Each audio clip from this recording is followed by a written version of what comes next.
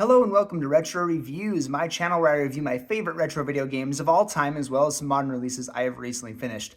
The modern release that I want to look at today is The Prince of Persia, The Lost Crown. Now, I put off buying this game for quite a while, and I didn't really have a good reason for it. It kept going super low in price. It was at the $20 range for a long time, and I decided I'd buy it when it went to $15, and the first time it did, it sold out before I could buy it, and I was really bummed out about it. But then eventually I found it at my library after I had pretty much forgotten about it because I never got it at that cheap price and everything. Rented it from my library, and oh my goodness, is The Prince of Persia, The Lost Crown really good. It's so fantastic. It's just a beautiful experience from start to finish. And I feel really sad that I didn't buy it earlier because this game deserves every bit of praise, every bit of critical acclaim. It deserves an enormous fan base. This is the kind of game that we want Ubisoft to make.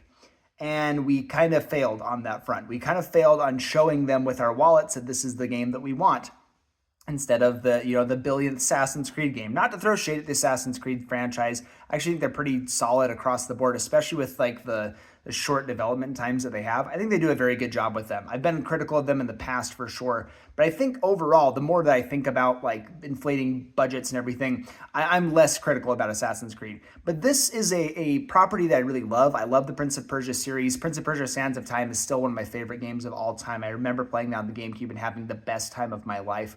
And so to see it come back in such a great state was amazing. And this is probably the best Metroidvania I have played since Metroid Dread, probably. So in the last 5 years, half a decade, this is the very best one that I have seen out there. There might be some ones I've missed for sure, but man, is this game fantastic from start to finish. So you play as Sargon. He is the main character here. He is part of a group called the Immortals, and Prince Hassan has been captured, and they go off to try and save him. They get stuck in this forbidden land, and they are essentially cursed. And so that everything is trapped in time. Time moves differently for each person within this city that they go to.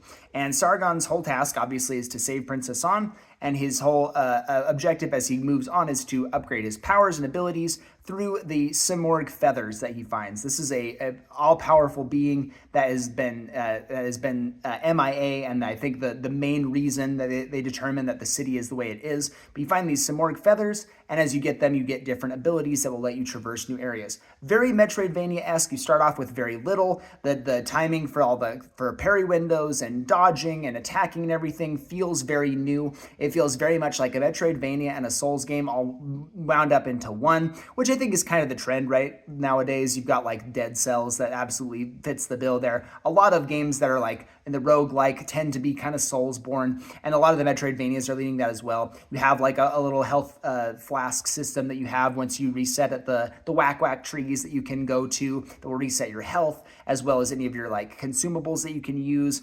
It's pretty nice. I really like what they do with this in terms of making it feel like a Metroidvania, but also making it feel like the combat is a really central focus of the game.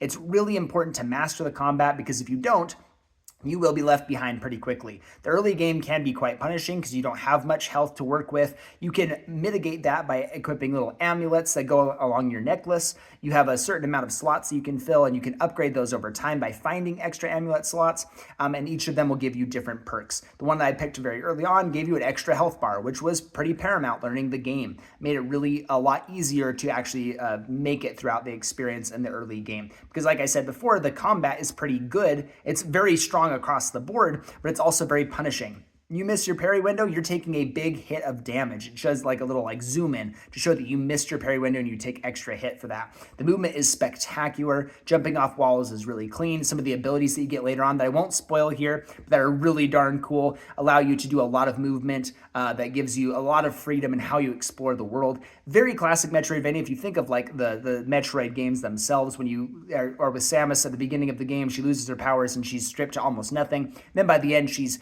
being able to jump all around the map as freely as she wants to do. Very, very similar here. The upgrades are really fantastic, and they serve to add so much to the puzzle variety in the game.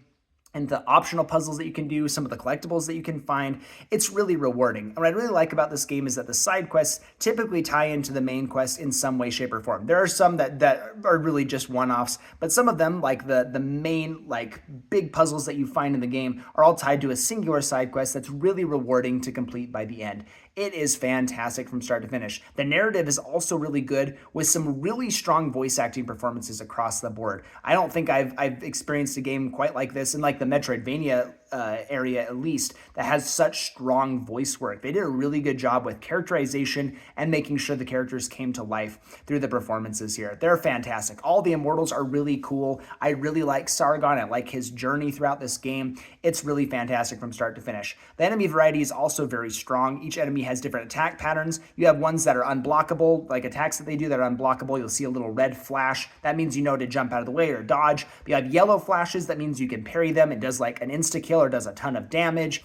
And then you have your normal attacks that you can parry at will. And they typically give you some kind of benefit. They'll give you a big damage retaliation window that you have there. It's really fantastic. The boss fights especially are really good. They are very punishing. They're very hard to learn. Again, very Souls-like in a lot of ways. But once you start to figure them out, it becomes more and more rewarding the more you play, which is fantastic. Some of the late game bosses, I spent the first couple of attempts thinking, there's just no way. This is so unfair. I can't figure this out. And then I put my head down and kept working on it and then found out, oh, no, it's not unfair. I just need to be better here. I need to figure out the patterns. I need to really focus on my abilities that I have here and on what I can do to mitigate damage. And after I started thinking in that mindset, everything became really, really fun. It was awesome to see that kind of progress. That's what I love about the Souls games themselves. That's what I love about Metroidvanias, is that as you progress throughout the game, you get better as your character gets better. And then you put those together and you've got like a really solid,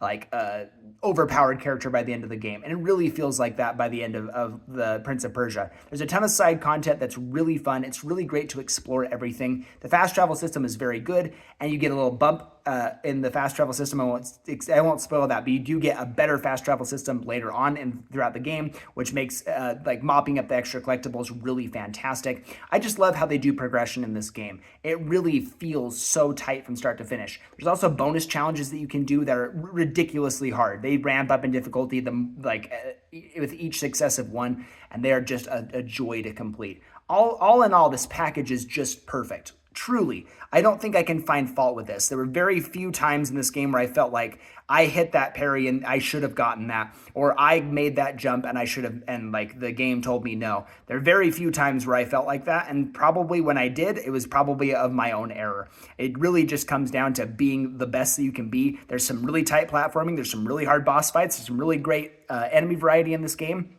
And the more that you master it, the more you'll have fun with this one. It's a ton of content. It's a lot going on. And if you haven't played it and you like Metroidvanias, please do yourself a favor and go out and buy it. It really is that good. I love the Prince of Persia: The Lost Crown. And again, it makes me sad that I didn't buy it myself. I'm going to go out and buy it after I finish renting it. I'm going to go buy it to support this game because I want more games like this. I want this series specifically to continue. I love Sargon as a protagonist. I'd love to see him in another one. So if you haven't played it, go check it out. Check out your library. If they rent games, it's probably there. So I'm going to be giving the Prince of Persia: Lost Crown a platinum rank. I think this is the best Metroidvania we've had in probably half a decade. And really, you got to go play it. You got to support Ubisoft here. I don't say that often, but man, this is the kind of game that we want to support from them. Thank you so much for watching. I'll see you on the next one.